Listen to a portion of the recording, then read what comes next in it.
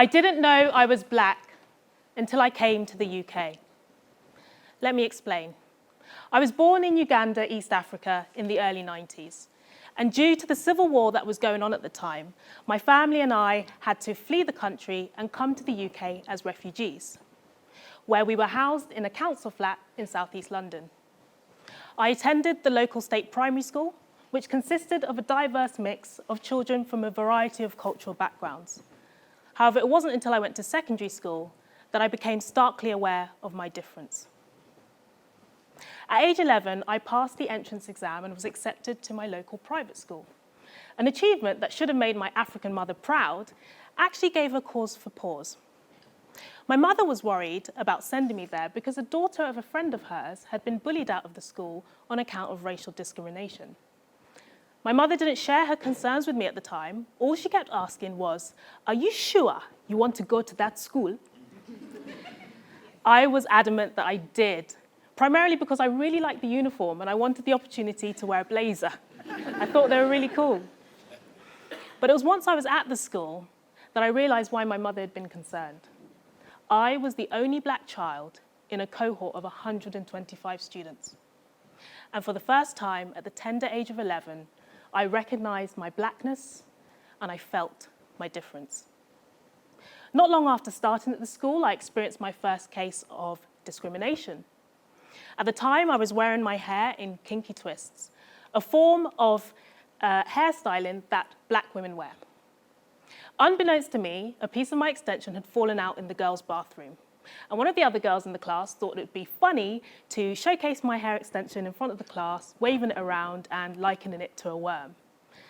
Now, admittedly, in the moment, I was embarrassed. But instead of feeling anger, I felt empathy. I reasoned in my mind that it was likely that this girl had never come across anyone that wore their hair like I did. Therefore, instead of retaliating, what I did was I reached out, I took the piece of hair from her hand, turned to the rest of the class, found my natural hair, and demonstrated how the extension wrapped around my hair, providing it with the protective styling that Afro hair requires. The class was amazed. Some were even impressed. I watched as their facial expressions morphed from concerned to curious to awe. From that moment on, because the children understood my hair, they then didn't question when the following week my whole hairstyle had changed. They understood. Therefore, they accepted. Now, at the time, the incident seemed inconsequential to me. But it was only decades later when I reflected back that I understood the significance of that moment. What I was too young to appreciate at the time was that my response to that incident was actually a demonstration of cultural intelligence. Most of us will be familiar with the term IQ, intelligence quotient, the measure of someone's reasoning ability.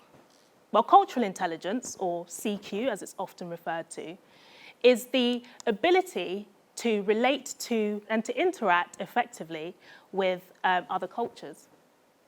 Now, in our ever-globalized world, where we are constantly being met with different cultures, cultural intelligence supports us in bridging that gap between our cultural differences, and is arguably a skill that we should all be looking to develop. But unlike IQ, cultural intelligence isn't measured by a series of standardized tests. It actually requires you to measure yourself on a series of self-evaluation questions.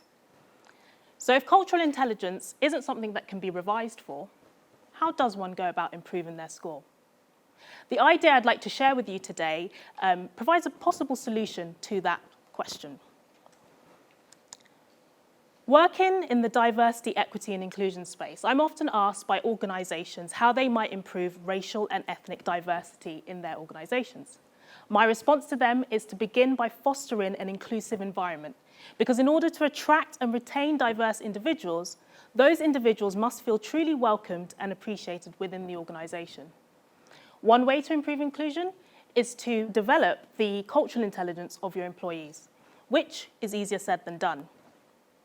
So when considering how we might practice cultural intelligence, I thought back to that incident at school, and I reasoned that in my deploying of empathy, in response to the curiosity of the classmates at my hair, is what led to them understanding and accepting my difference, which put an end to the bullying, provided me with the psychological safety that I needed to be my whole self at school, and effectively bridged the gap between our cultural differences.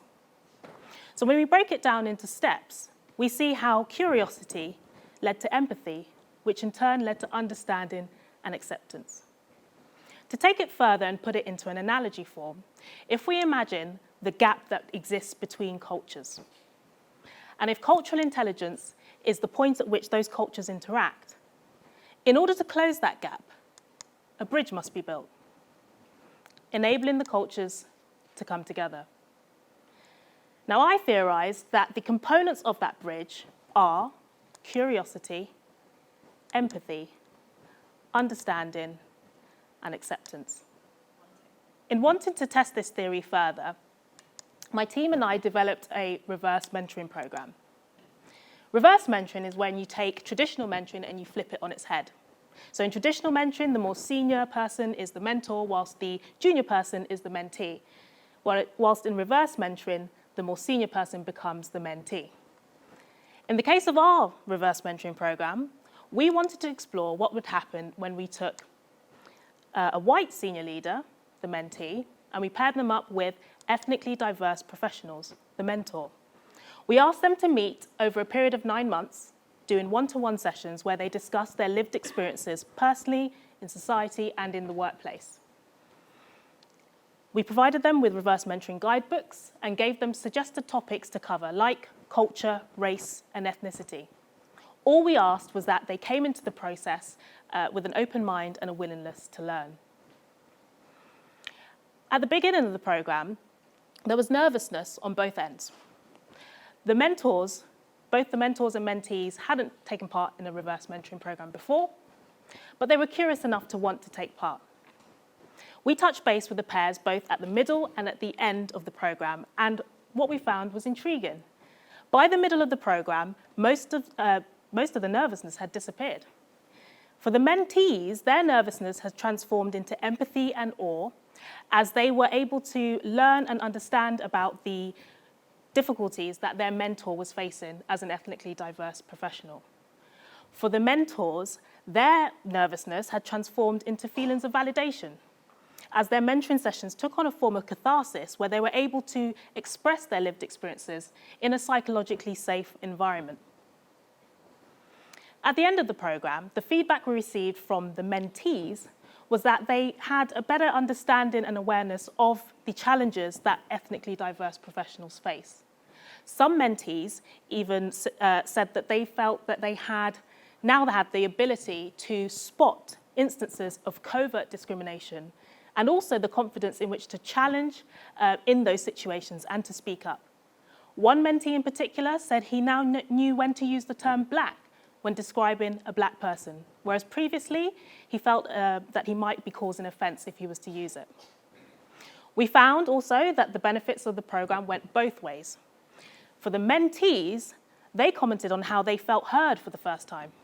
They felt that they'd found an ally in their mentee, someone who would advocate for them in a way that they'd never been advocated for before.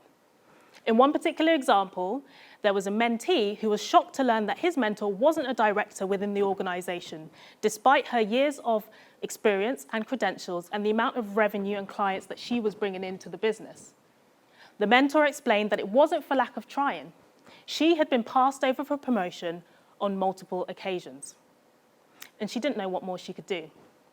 So the mentee, who happened to be a head of department, took it upon himself to go to the head of department of his mentor and ask why she hadn't been promoted. That simple question led to a series of further conversations which culminated in the mentor being promoted just a few months later, something that would never have happened if the mentee hadn't taken it upon himself to advocate for the mentor. Now, this example of sponsorship is extremely important because for a lot of ethnically diverse professionals, decisions on our careers are made in rooms where we are not present. Therefore, having an ally who can advocate for us in those rooms and spaces can make the world of difference.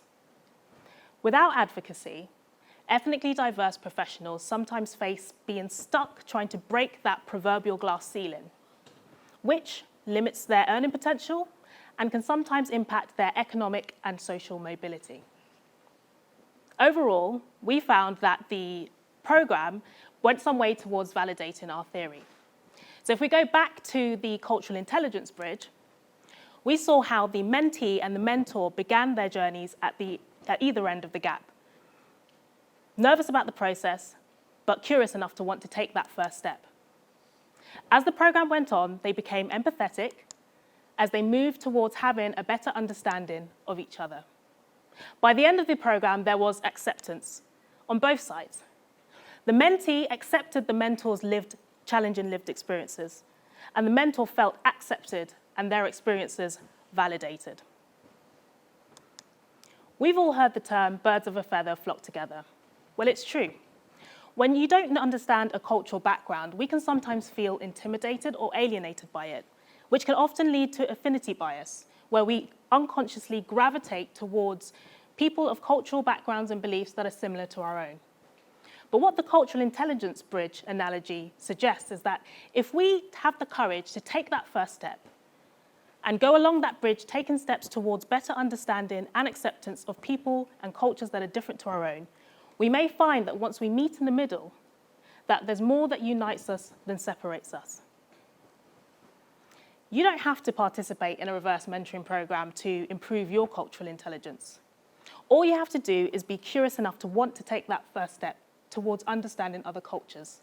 And you can do this via traveling or even learning another language, for example.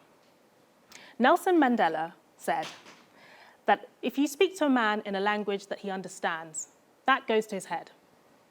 But if you speak to him in his own language, that goes to his heart. Taking an interest in other people's culture is like speaking their language. You gain an instant rapport with them and a deeper connection. So when I think back to that incident at school, I recognize how my classmates expressing curiosity in my hair was that first step. Me practicing empathy was the second. And together, we met in the middle where there was understanding and acceptance. I challenge you all to take that first step on the cultural intelligence bridge journey. Remember, it all begins with curiosity. Thank you.